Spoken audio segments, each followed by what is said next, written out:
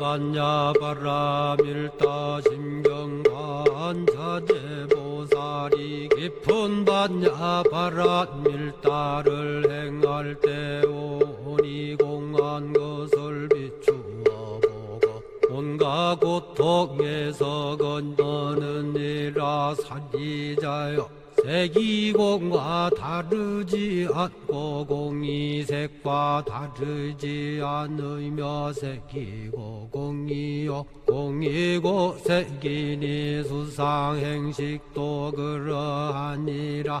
사리자여, 모든 법은 공하여 나지도 멸하지도 않으며 더럽지도 깨끗하지도 않으며 늘지도 줄지도 않느니라.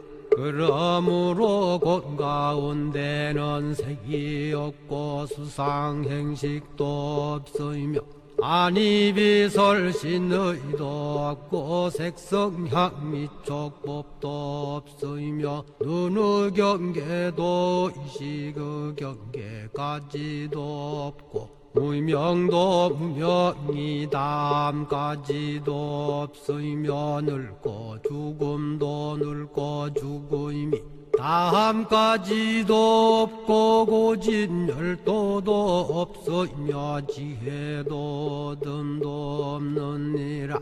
얻을 것이 없는 까닭에 보살은 반야바라밀다를 의지함으로 마음에 걸림이 없고 걸림이 없으므로 두려움이 없어서 뒤바뀐 헛된 생각을 멀리 떠나 완전한 열반에 들어가며 삼세의 모든 부처님도 반야바라밀다를 의지함으로 세상의 깨달음을 얻느니라. 반야바라밀다는 가장 신비하고 밝은 주문이며 위없는 주문이며 무엇과도 견줄 수 없는 주문이니 온갖 괴로움을 없애고 진실하여 허망하지 않음을 알지니라. 이제 반야바라밀다주를 말하리라.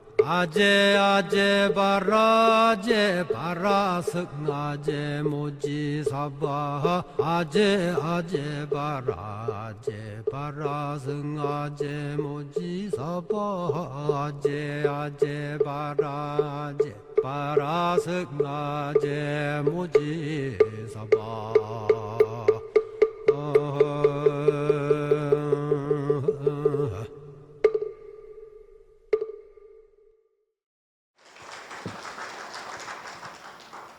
소개 말씀 감사합니다. 소개해 주신 대로 저는 박준하라고 하고요. 본명은 향훈입니다. 동국대학교를 나왔고 다시 동국대 모교에 이렇게 법사로 초청되기까지 한 십몇 년이 걸렸는데요. 사실 굉장히 영광스러우면서도 사실 굉장히 걱정을 많이 했습니다. 제가 여기 앉아 계신 스님들도 그렇지만 교수님들, 교직원분들에 비해서 굉장히 어린 편이고 그래서 사실 경험이 많이 부족합니다. 그래서 뭔가 제 깜냥이 될지 모르겠습니다만 그래도 제가 할 수 있는 최선을 다했고 그리고 제가 고령 친화 식품을 주로 연구를 합니다. 고령 친화 식품을 만드는 과정이 저는 나름 불교에서 추구하는 연민과 자비의 정신이랑 맞닿아 있다고 생각을 하기 때문에 해당 주제를 오늘 선택을 하게 됐습니다. 일반적으로 불교와 음식을 먼저 말씀을 드린다고 하면 아마 대부분 먼저 떠올리는 단어가 공양기도문이 아닐까 생각을 합니다. 아마 모두 동국대학교에 계시는 분들이기 때문에 아마 교직원 식당을 이용하신다면 이 공양기도문을 한 번쯤은 보신 적이 있을 겁니다. 서울에 계신 분들은 잘 모르실 수도 있지만 일산에 이제 재직하시는 분들은 병원에 있는 교직원 식당을 많이 이용을 합니다. 그래서 저도 가끔 가게 되는데 거기에 가면 꼭 공양기도문을 보게 됩니다. 테이블에 놓여 있기 때문에. 그래서 공양 기도문을 한번 읽어보면 거룩한 삼보에 기하오며 이 음식을 받습니다. 이 공양이 있기까지 수많은 인연에 감사하며 모든 생명에 부처님의 가피가 가득하소서. 사바하.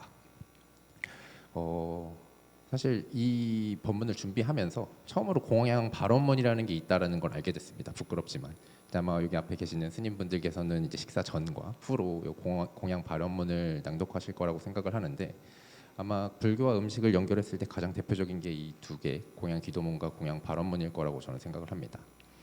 하지만 대중들에게 있어서는 공양 기도문이나 발언문은 사실 익숙하지 않을 겁니다. 오히려 더 익숙한 단어라고 하면 바루공양이라고 하는 단어가 제일 익숙하지 않을까 생각을 합니다.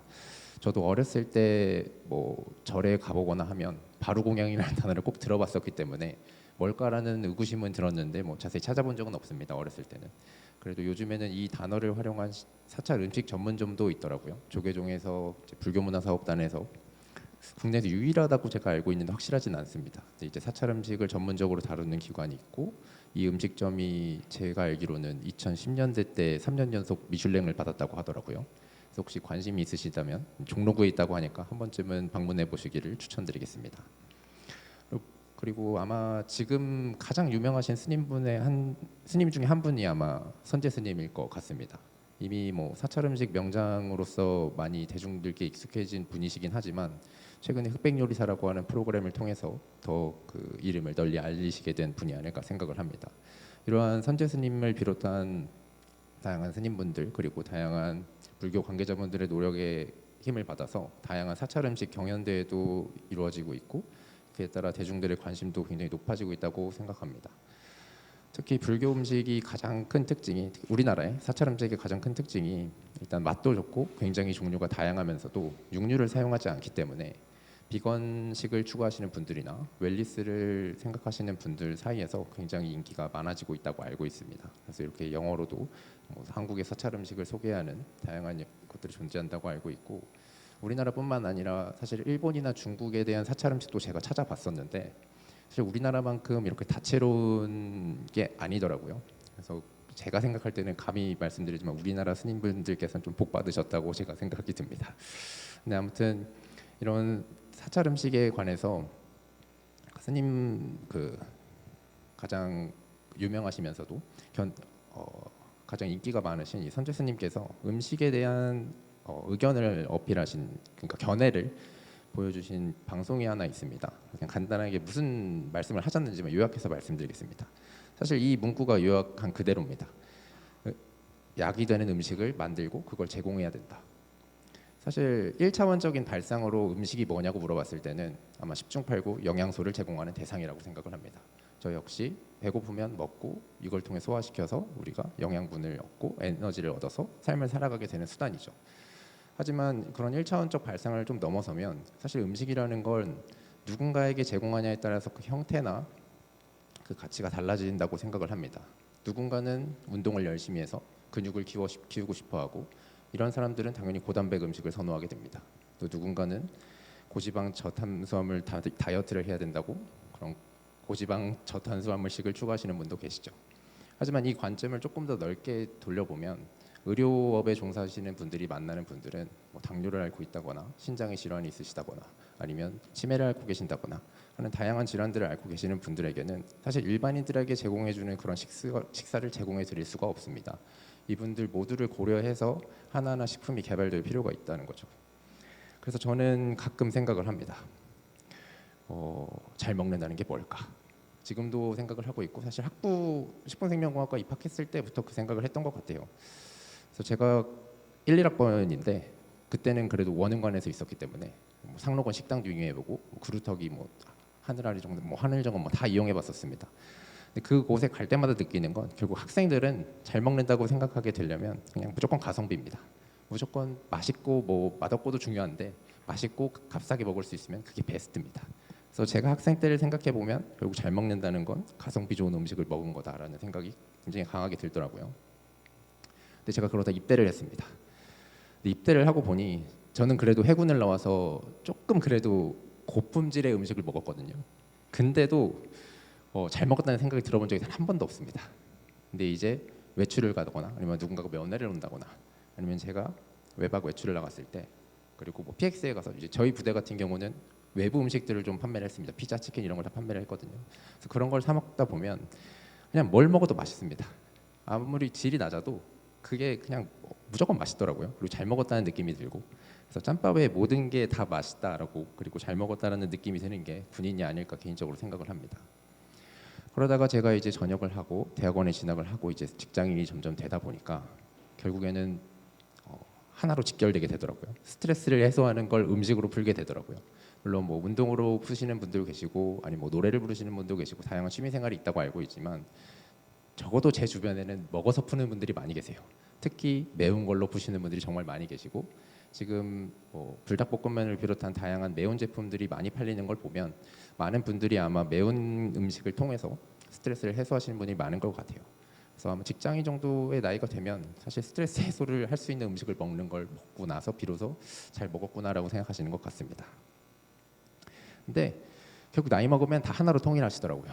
제 아버지도 그렇고 장인어른도 그렇고 그리고 그 외에 다른 가족분들 아니 뭐 저희 지도 교수님도 그렇고 결국에는 몸에 좋은 거 각 설이 되면 보양식을 찾아 먹으러 다니고 하는 이런 식으로 바뀌게 되더라고요.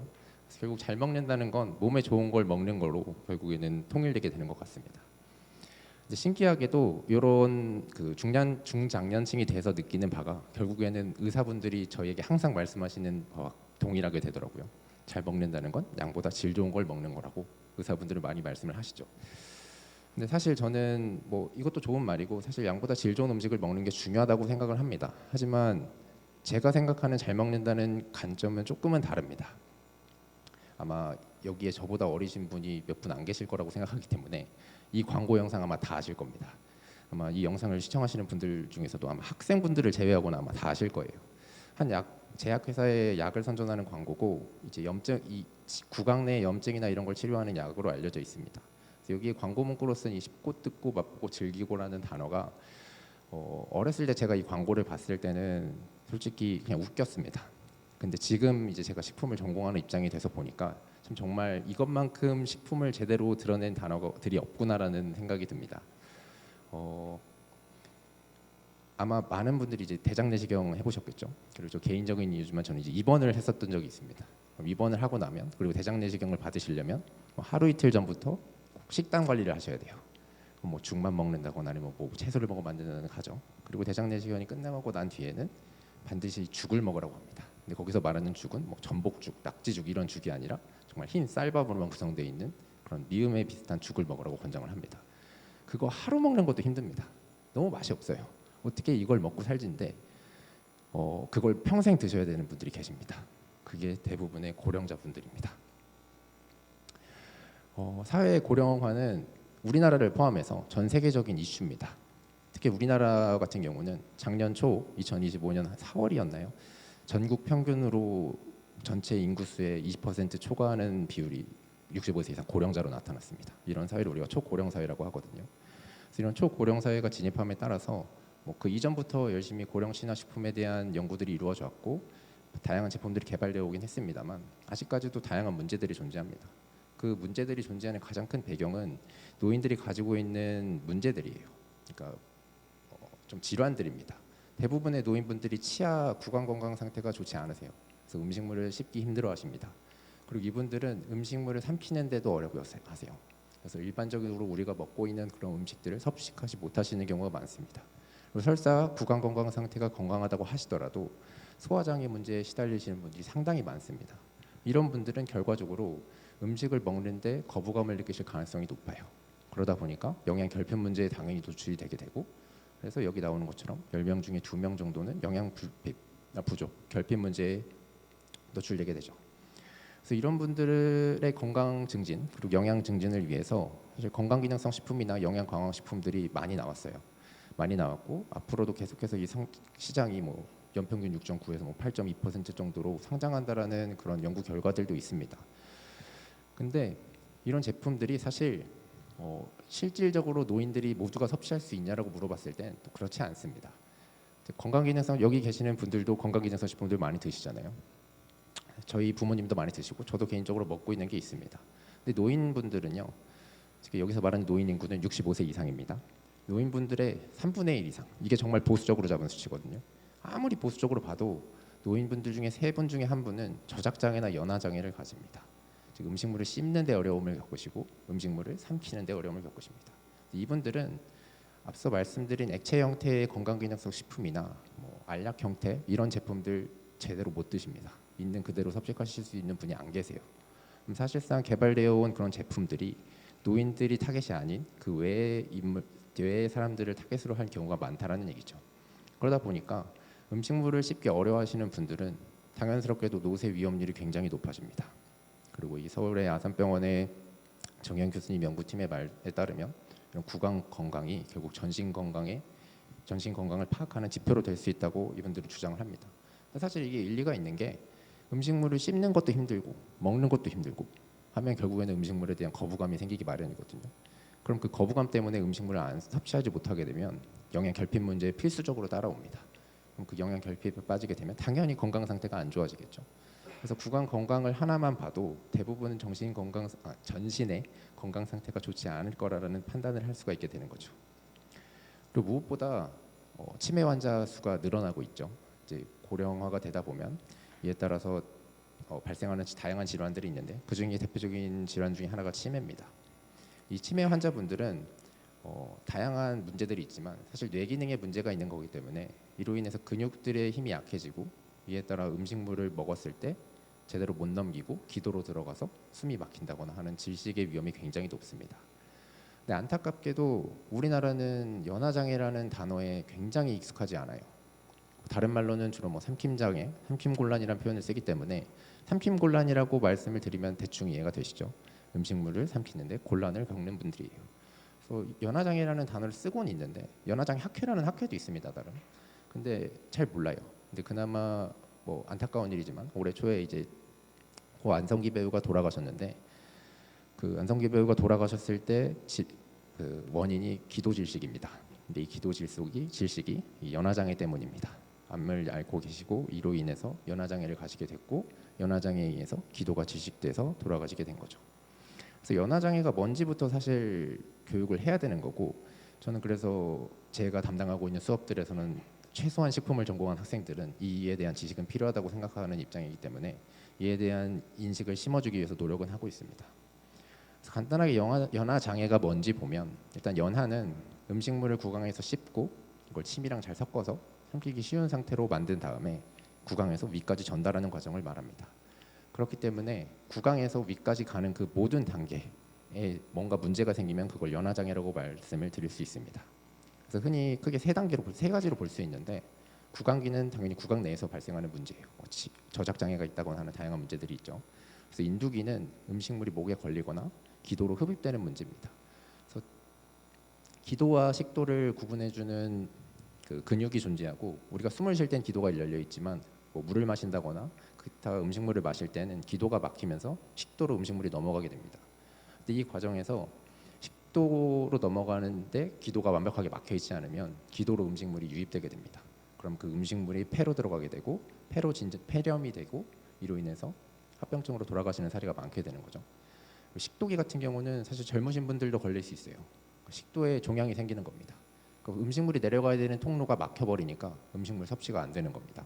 그래서 이런 질환들을 가지고 계신 분들을 이제 다 연화장애로 구분을 할 수가 있고요.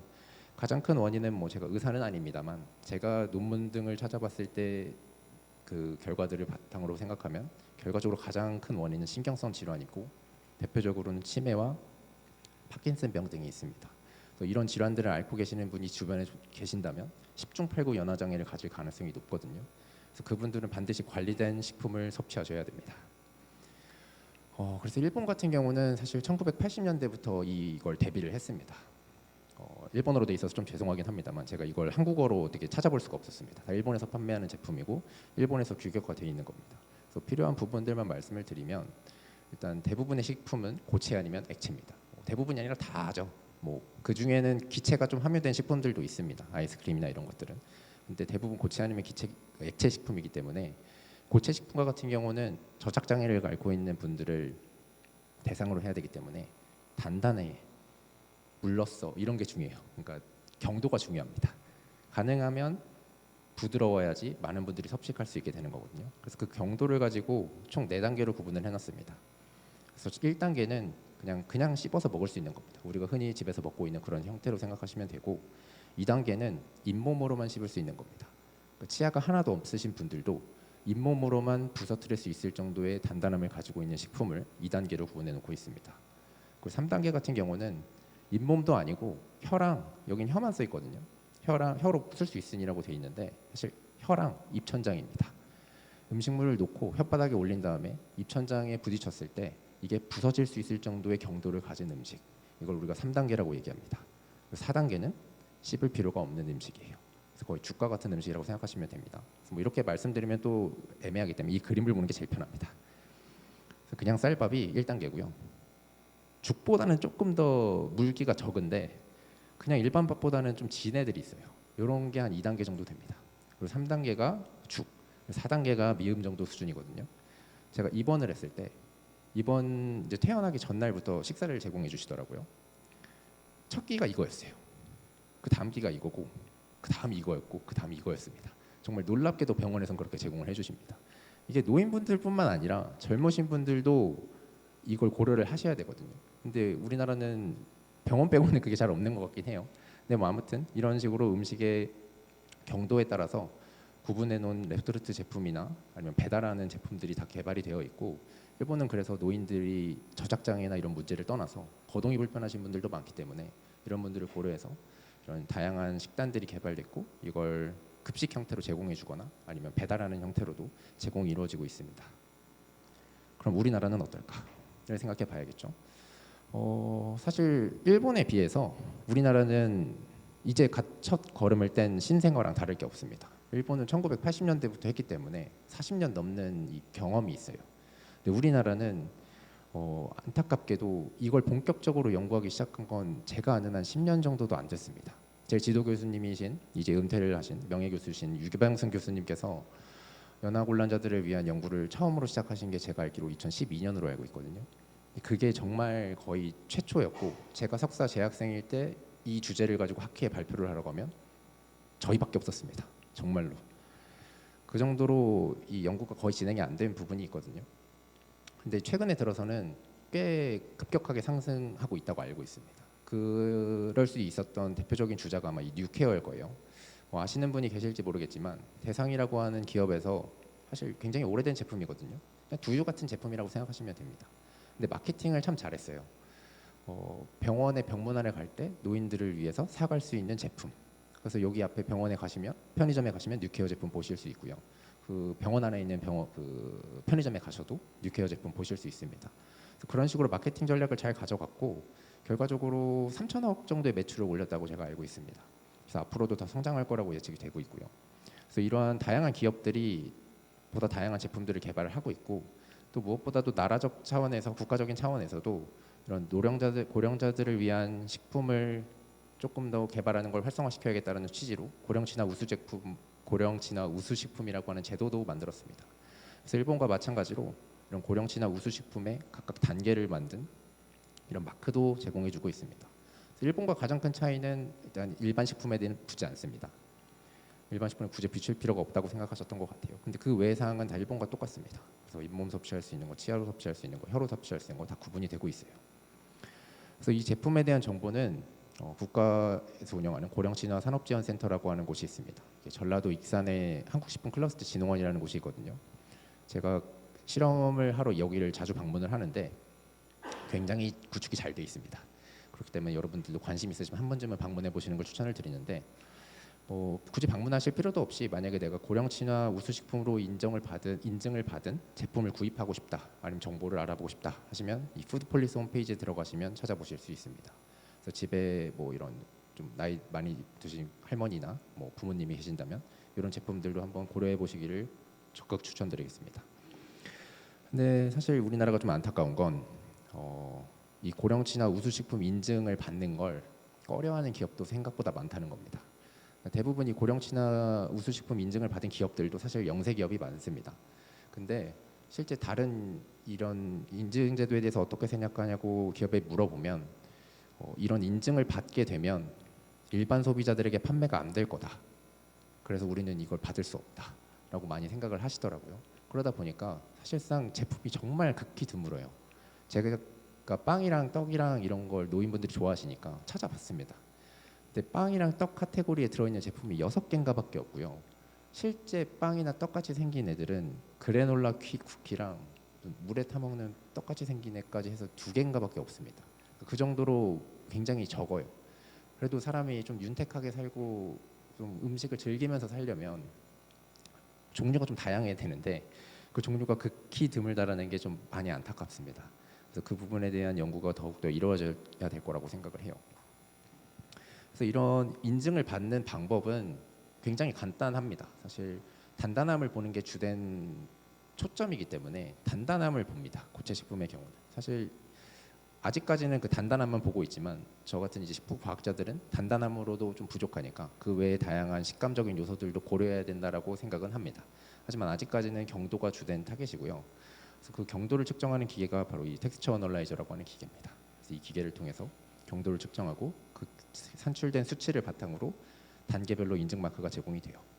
반면에 액체 식품 같은 경우는 이런 고체를 타겟으로 하는 실험을 했을 때 사실 수치가 믿을 수가 없게 됩니다. 굉장히 편차가 크고 수치값이 너무 낮기 때문이죠. 그래서 이 경우는 점도를 측정을 합니다.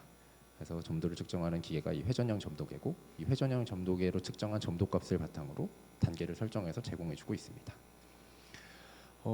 사실 고체 식품도 많이 먹는데 제 연구의 주된 타겟이 사실 액체 식품이거든요. 우리가 액체를 안 먹을 수는 없어요. 밥을 안 먹고는 오랜 시간 버텨도 물을 안 먹고는 오랜 시간 못 버티거든요. 근데 노인분들은 이 물도 못 드세요. 그냥 우리가 흔히 정말 쉽게 마시는 뭐 물, 커피, 뭐 주스, 하다못해 소주, 막걸리 이거 모두 다 못 드세요. 이걸 드시면 일부분은 기도로 들어가실 가능성이 굉장히 높습니다. 연화 장애가 있으시면. 그래서 그런 분들이 액체를 섭취하는 걸 도와주기 위해서 만들어진 게 점도 증진제예요. 그래서 이런 점도 증진제를 추가해서 넣으면 물성이 올라가고 삼키는데 도움을 주게 되죠. 그래서 맨 처음에 점도 증진제가 만들어진 건 전분을 썼어요. 이렇게 말씀드리면 좀 어려우니까 여러분들이 중국 식당에 가서 산라탕을 드시든 짜장면 좀 그렇고 탕수육을 드시든 하면 그 소스가 굉장히 그 점도가 높습니다. 그렇게 점도가 올라갈 수 있는 게 전분물을 추가해서거든요. 그래서 전분이 굉장히 극소량으로도 물성을 빠르게 많이 올릴 수 있다는 장점이 있기 때문에 전분을 사용합니다. 근데 전분 같은 경우는 가장 치명적인 단점이 여러분들이 아마 알고 계시는 치매 아밀라제에 분해된다는 겁니다. 우리가 건강할 때는 음식물을 입에 넣고 바로바로 삼킬 수 있거든요. 근데 연화 장애가 있으시거나 노인분들은 입에 음식을 머물고 계시는 시간이 굉장히 길어요. 그럼 그 길다는 얘기는 아밀라제에 분해될 가능성이 높다는 얘기입니다. 그렇기 때문에 내가 원하는 물성을 만들어 놓고 음식을 마시지만 실제로 마시는 순간에는 점도가 그거보다 낮게 될 가능성이 높은 거죠. 그래서 그 치명적인 단점 때문에 사실상 최근에는 이런 침의 소화 요소에 의해서 분해되지 않는 그런 검류들을 많이 사용을 하고 있습니다.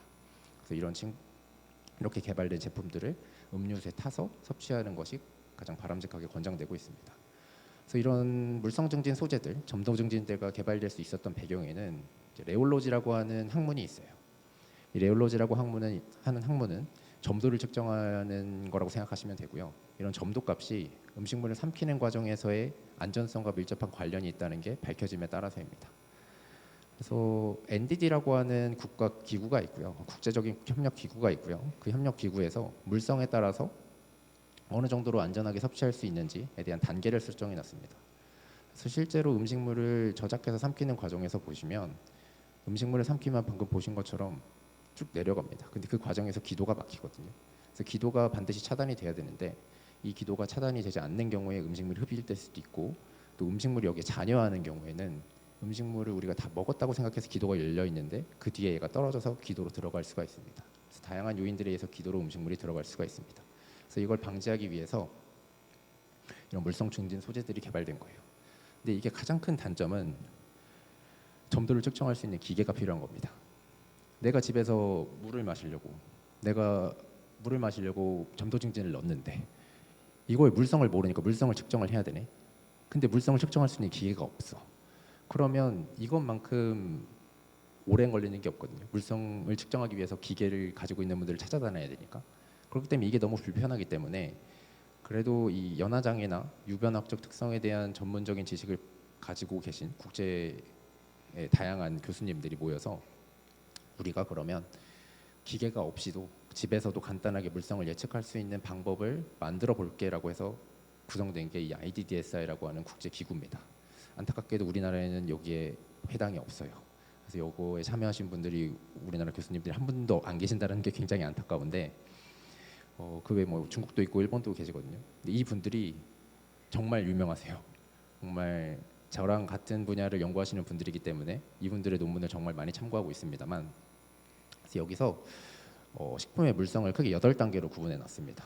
그래서 0부터 4단계는 액체고요. 3부터 7은 고체예요. 근데 3과 4 같은 경우는 반고체라고 생각하시는 게 편합니다. 이렇게 말씀드리면 좀 헷갈리니까 뿌티첼 젤리를 아시나요? 뿌티첼 젤리 정도 아니면 컨디션 중에 젤리 있잖아요. 숙취 해소제 중에 그런 정도의 물성을 가진 게 한 3단계와 4단계라고 생각하시면 됩니다. 그래서 각각의 단계별로 물성을 측정할 수 있는 아주 간단한 방법들을 이분들이 만들어 놨어요. 그래서 집에 고령자가 계신다거나 하시면 이 방법은 저는 개인적으로 반드시 알고 계셨으면 좋겠어요. 이게 아까 IDDSI를 구성하는 교수님들이 대부분 다 서양인들이시거든요. 뭐 중국 분도 계시고 일본 분도 계시지만 중국 분들도 서양에서 활동하시는 분들이 많이 계세요. 그러다 보니까 젓가락을 쓰는 게 아니라 포크를 씁니다. 그래서 4단계 같은 경우는 마요네즈 생각하시는 게 제일 편할 거예요. 마요네즈를 여러분들이 먹으려고 숟가락으로 떠도 되지만 포크로 떴을 때도 충분히 떠지거든요. 그런 액체 반고체 형태를 가진 애들, 이렇게 포크로 떴을 때 충분히 뜨고 포크 밑으로 빠져나오지 않는 애들, 그걸 이제 4단계 정도로 보시면 됩니다. 그리고 5단계는 포크로 이렇게 간단하게 부서뜨렸을 때 이 정도 사이즈가 되는, 어른과 아이의 크기가 다 다르거든요. 그래서 어린 아이들도 연화 장애가 생각보다 많습니다. 이 친구들은 어려서 아직 근육이 덜 발달한 거거든요. 그래서 근육이 발달할 때까지는 어느 정도 고려해서 먹어야 되기 때문에 이런 5단계 식품이 이 정도로 부서지는 걸로 해당한다고 생각하시면 돼요. 그리고 6단계 같은 경우는 굉장히 조금 러프하긴 하지만 우리가 포크를 들고 엄지손가락으로 눌렀을 때 손톱이 하얗게 변하는 정도의 힘으로 눌렀을 때 포크 자국이 남으면 그걸 6단계라고 봅니다. 그리고 7단계 같은 경우는 그냥 포크로 부서뜨릴 수 있을 정도로 생각하시면 돼요. 근데 반면에 액체 식품 같은 경우는 사실 포크로 측정이 불가능해요. 그렇기 때문에 뭔가 용액을 담을 수 있는 공간이 필요하고 그런 담을 수 있는 공간으로부터 물성을 예측할 수 있어야 되죠. 그래서 도입된 게 이 주사기를 쓰는 겁니다. 정확한 규격이 써 있긴 하지만 시중에 판매하는 주사기를 사시면 이걸 충분히 구입하실 수 있고, 실제 저도 실험에 사용을 하거든요. 쿠팡이나 네이버나 이런 데 검색하시면 쉽게 구하실 수 있습니다. 측정 방법도 굉장히 간단해요. 이렇게 주사기 끝을 새끼손가락으로 막고 여기에 용액을 10ml를 채웁니다. 그리고 10초 동안 새끼손가락을 떼서 용액이 흘러가게 냅둬요. 10초가 지나면 다시 이걸 막아요. 그리고 남아있는 부피를 측정합니다. 그럼 중력에 의해서 점도가 높고 낮고에 따라서 흘러가는 정도가 다를 수도 있지만 물성이 너무 높으면 빠져나가지 못하는 것도 있고 이 실린지 벽면 사이에 마찰도 생기고 함에 따라서 물성이 높으면 높을수록 안 빠져나가요. 그래서 3단계와 4단계는 사실상 거의 빠져나가지 않는 거고, 여러분들이 즐겨 마시는 음료수, 술, 모든 액체는 대부분 0단계입니다. 그래서 여기에 점도 증진제를 조금씩 넣게 되면 물성이 조금씩 올라가게 되는 거죠. 그래서 이런 연구들을 통해서 가장 뭐라고 해야 될까? 최근에 개발된 건 아니지만 그래도 여러분들이 꼭 알고 계시면 좋은 제품이 이 보조 젤리입니다. 복약 젤리라고. 사실 우리나라에서 이 제품이 지금 판매되고 있는지는 잘 모르겠어요. 이게 일본의 용각산, 일본어로 하면 류각산이라고 하는 그 기업에서 만든 젤리거든요. 그래서 이게 알약 먹는 거 도와주는 겁니다. 여러분들 건강해지고 많이 드시잖아요. 가끔 보면 알약 형태로 돼 있는 거 9개, 10개씩 드시는 분들 계세요. 그럼 그거 하나하나 먹으려면 솔직히 목구멍 아프잖아요. 근데 이걸로 같이 드시면 목 하나도 안 아프게 정말 잘 넘어갑니다. 제가 이거 실험하면서 먹어봤거든요. 맛도 꽤 괜찮아요. 근데 이 젤리의 가장 큰 장점은 약의 효과에 영향을 주지 않습니다. 약물이 체내에 들어왔을 때 이게 붕해되고 효과를 발휘하는 데까지 시간도 걸리고 하거든요. 그런 모든 테스트를 다 통과를 한 아이들이고 그런 약효에 영향을 주지 않는 부영제들로만 구성되어 있어서 정말 말 그대로 삼키는 것만 보조해주게 됩니다. 그래서 사용 방법도 뿌티첼 젤리 같이 생겼거든요. 짜먹는 그 젤리를 짜서 놓고 거기 위에 알약 캡슐을 넣어요. 그리고 다시 조금 젤리를 한 번 더 덮은 다음에 이걸 그대로 먹으면 정말 알약이 알약 같지 않게 먹어집니다. 이거 관심 있으시면 집에 쓰시는 오메가3든 그런 알약 같은 거를 뿌티첼 젤리랑 한번 같이 드셔보세요. 그러면 이게 대충 간접적으로 파악하게 되실 거예요. 파악하실 수 있을 겁니다. 무슨 느낌인지. 그래서 이런 형태들의 제품들이 개발되어서 노인들 그리고 연화장애를 가지고 계신 분들이 음식물을 섭취하는데 도움을 받을 수 있도록 하고 있습니다. 한편 그런 유변학적 특성 외에도 최근에는 이런 트라이볼로지라고 하는 마찰과 윤활에 대한 학문이 더 각광을 받고 있습니다. 자세한 내용은 사실 전공 교육이고 이거 학부생들한테도 어려워서 잘 안 가르치거든요. 대학원 수준이어서 이게 뭔지에 대해서 말씀드리는 건 큰 의미가 없을 것 같고, 이 학문이 각광을 받게 된 배경이 이 고체 지방을 대체할 수 있는 물질을 만들기 위해서예요. 그래서 여러분들이 고체 지방과 뭐 동물성 지방이 있고 식물성 지방이 있고 이런 얘기를 다 들어보셨을 거예요. 그래서 버터랑 마가린 있으면 버터랑 마가린의 가장 큰 차이가 뭐냐라고 물어보면 버터는 동물성이고 마가린은 식물성입니다. 사실 제가 사찰 음식을 만드는 걸 본 적이 없어서 잘은 모르겠습니다만 불교의 그 육류를 쓰지 않는다는 걸 바탕으로 생각했을 때 마가린 정도는 사용할 수 있지 않을까라는 조심스러운 생각을 해보게 됐어요. 근데 아무튼 버터 같은 경우는 동물성 지방으로 구성이 되어 있고요. 많은 수의 지방들이 포화 지방이에요. 포화 지방이라고 하면 이중 결합이 하나도 없는 그냥 직선 형태로 생각하시면 되고, 반대로 식물성 지방 같은 경우는 불포화 지방이 있어서 이런 이중 결합들이 있고 얘는 상온에서 액체 상태를 구축하게 됩니다. 그래서 동물성 지방은 고체고 식물성 지방은 액체라고 생각하시는 게 편해요. 근데 마가린은 식물성이라고 했잖아요. 근데 얘는 고체입니다. 이게 어떻게 가능하냐면 그게 식품 가공 기술이고 이제 수소 경화 과정이라는 게 있어요. 그래서 그 과정을 통해서 이 이중 결합을 없애는 과정이 있습니다. 근데 그 과정을 거치다 보면 트랜스 지방이라는 게 생깁니다. 한 번쯤을 들어보셨을 트랜스 지방이 발생할 수 있는데, 이런 포화 지방산과 트랜스 지방은 일반적으로 심장이나 뇌에 안 좋다고 알려져 있어요. 심혈관계 질환 등을 유발할 수 있다는 이유 때문이죠. 그래서 사실 고령친화 식품을 만들 때 있어서 이런 포화 지방산 그리고 트랜스 지방이 들어있을 수 있는 고체 지방의 사용은 가능하면 쓰지 않는 게 좋습니다.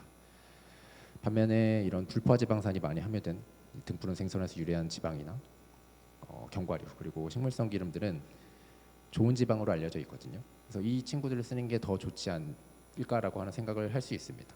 하지만 고체 지방은 고체 지방 나름대로의 특징이 있고 얘를 사용하지 않으면 안 되는 이유가 있어요. 식품 가공학적 입장에서. 무엇보다도 특이한 건 얘들이 발림성이 좋고 부드러운 식감을 주기 때문입니다. 여러분들이 빵을 드신다거나 했을 때 특유의 부드러운 식감들은 다 고체 지방에서 오는 겁니다. 그리고 이 고체 지방들은 빵에 바른 뒤에 그 형상을 그대로 유지하기 때문에 반죽에도 그 효과가 유지되고 반죽 내의 기체를 잡아줄 수 있는 역할을 해요. 그러다 보니까 바삭한 식감으로 이어지게 되고, 이걸 우리가 전문 용어로 쇼트닝성이라고 하거든요. 그런 특이점들이 있기 때문에 액체 지방으로는 대체할 수 없는 그런 다양한 특징들이 있습니다.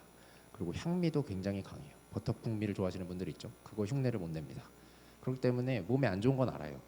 근데 고체 지방을 안 쓸 수가 없는 거예요.